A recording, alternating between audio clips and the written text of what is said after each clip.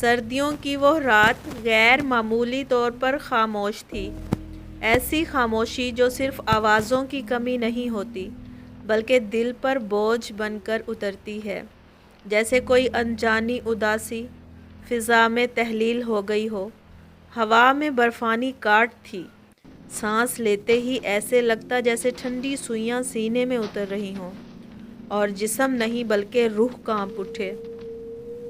گاؤں کی کچی گلیاں جہاں دن بھر بچوں کے کہکوں کی آوازیں آتی اور عورتوں کی ہنسی بکھری رہتی تھی، اس رات قبرستان کا منظر پیش کر رہی تھی۔ کہیں دور کسی کتے کے بھونکنے کی آواز آئی، پھر سب کچھ دوبارہ سناٹے میں ڈوب گیا۔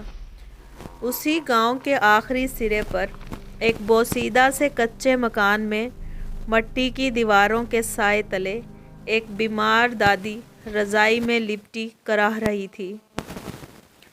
رضائی پرانی تھی، جگہ جگہ سے گھسی ہوئی، مگر اس وقت وہی واحد سہارا تھی جو سردیوں کے آگے دیوار بنی ہوئی تھی۔ دادی کی سانسیں بھاری تھیں، جیسے ہر سانس اجازت لے کر آ رہی ہو۔ کمرے کے ایک کونے میں مٹی کا دیا جل رہا تھا، جس کی لرزتی ہوئی لو دادی کی کمزور سانسوں کے ساتھ لرز رہی تھی۔ 19 سالہ زویا دادی کے سرہانے بیٹھی تھی، اس کے دونوں ہاتھ دادی کے ہاتھوں کو تھامے ہوئے تھے، وہ ہاتھ جو اب کمزور ہو چکے تھے، مگر کبھی انہی ہاتھوں نے زویا کو انگلی پکڑ کر چلنا سکھایا تھا۔ زویا کی آنکھوں میں آنسو تیر رہے تھے، مگر وہ انہیں دبانے کی کوشش کر رہی تھی اور خود سے کہہ رہی تھی۔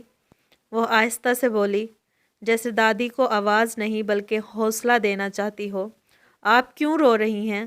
دیکھیں نا، میں آپ کے پاس ہوں، جب تک میں ہوں آپ اکیلی نہیں ہیں۔ دادی نے مسکراتے ہوئے چہرے کے ساتھ کہا، بیٹی، تو خود بھی تو کانپ رہی ہے، اتنی سردی ہے، مجھے دیکھ کر تجھے بھی بیمار ہو جانے کا ڈر نہیں؟ زویا نے فوراً دادی کے کانپتے ہاتھ مضبوطی سے تھام لیے، اس کی آواز میں ڈر نہیں، عزم تھا۔ دادی جان، آپ کیوں رو رہی ہیں؟ دیکھیے نا، میں آپ کے پاس ہوں، جب تک میں ہوں آپ اکیلی نہیں ہیں۔ دادی کی آنکھوں سے ایک آنسو بہہ کر گال پر لٹک آیا۔ وہ دھیرے سے بولی، مگر غربت بہت بے رحم ہوتی ہے، یہ انسان سے سب کچھ چھین لیتی ہے۔ یہی مسئلہ تھا، غربت۔ نہ دوا کے پیسے، نہ ڈاکٹر بلانے کی ہمت، نہ کوئی ایسا دروازہ جس پر جا کر دستک دی جا سکے۔ سردی ہر گزرتے دن کے ساتھ بڑھتی ہی جا رہی تھی، اور دادی کی حالت ہر گزرتی رات کے ساتھ کمزور ہوتی جا رہی تھی۔ رات کے آخری پہر جب سردی ہڈیوں میں اتر جاتی، دادی کی کراہیں تیز ہو جاتی، زویا فوراً اٹھتی، رضائی درست کرتی، دادی کی پیشانی پر گیلا کپڑا رکھتی اور آہستہ آہستہ کہتی، خاموش دادی جان، میں ہوں نا، اللہ سب ٹھیک کر دے گا۔ ایک صبح جب دادی ذرا سی سنبھلی ہوئی تھی، زویا نے ان کے ہاتھ سہلاتے ہوئے کہا، دادی جان، بس مجھے تھوڑا سا وقت دے دیجیے، میں کوئی نہ کوئی راستہ نکال لوں گی، میں خالی ہاتھ واپس نہیں آؤں گی۔ دادی نے گہری سانس لی۔ کبھی کبھی انسان کے پاس نیت بھی ہوتی ہے، ہمت بھی، مگر حالات اجازت نہیں دیتے۔ زویا نے اس دن دل میں پختہ عزم کر لیا، ایسا عزم جو نیند چرا لیتا ہے مگر ہمت جگا دیتا ہے۔ اگلی صبح سورج ابھی پوری طرح سے نکلا بھی نہیں تھا کہ زویا نے دوپٹہ درست کیا، دادی کے لیے چولہے پر ہلکا سا قہوہ رکھا اور ان کے ماتھے کو چوم کر بولی، میں جا رہی ہوں دادی جان، میرے لیے دعا کیجیے گا۔ گاؤں کے گھر ایک ایک کر کے جاگ رہے تھے، کہیں چولہے جل رہے تھے، کہیں مویشی کی گھنٹیاں بج رہی تھی۔ زویا نے ایک دروازے پر ہمت کر کے دستک دی، دروازہ کھلا، عورت نے زویا کو اوپر نیچے دیکھا۔ السلام علیکم چچی۔ وعلیکم السلام بیٹی، اتنی صبح، سب خیریت؟ زویا نے نظریں جھکا کر کہا، چچی، اگر کوئی کام ہو، برتن، کپڑے، جھاڑو، میں کر دوں گی۔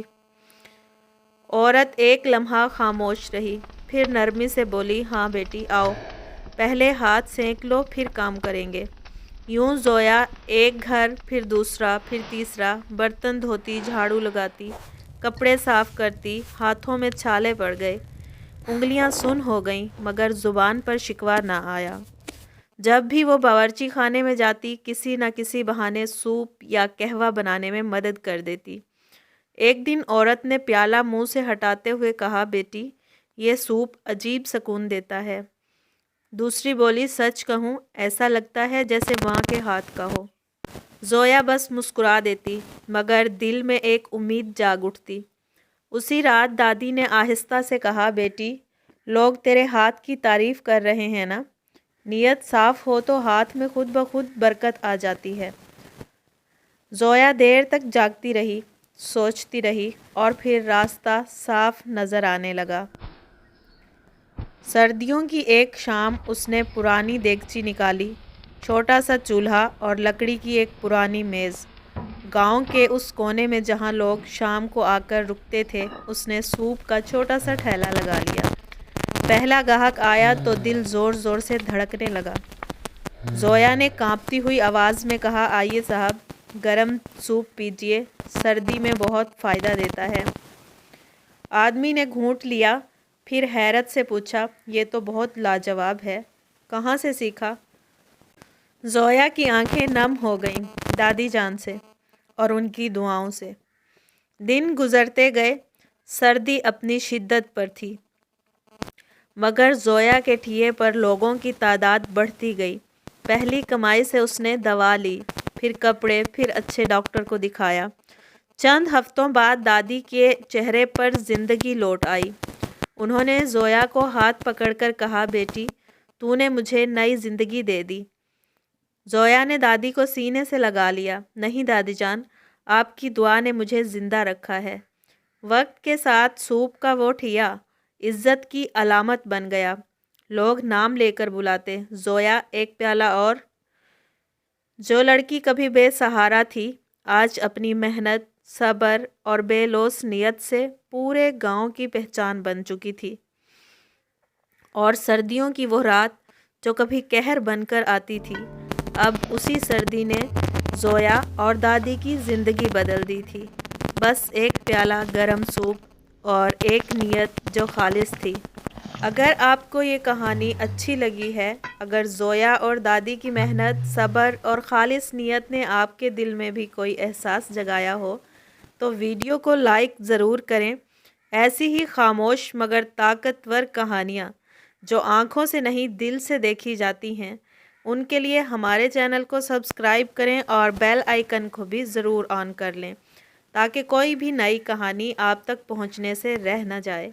आपका एक लाइक, एक सब्सक्राइब किसी न किसी जोया के हौसले की आवाज़ बन सकता है।